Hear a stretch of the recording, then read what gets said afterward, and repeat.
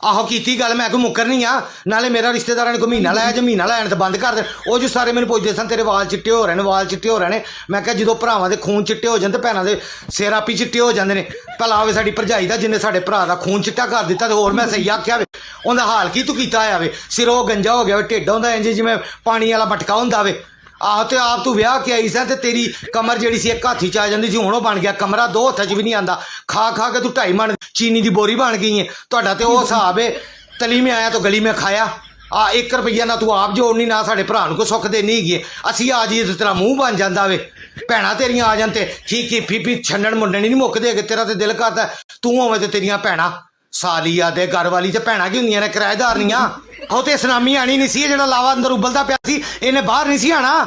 tsunami ਆ ਗਈ ਏ hello ਨੀ ਭਾਬੀ ਗੱਲ ਤੇ ਸੁਣ ਲੈ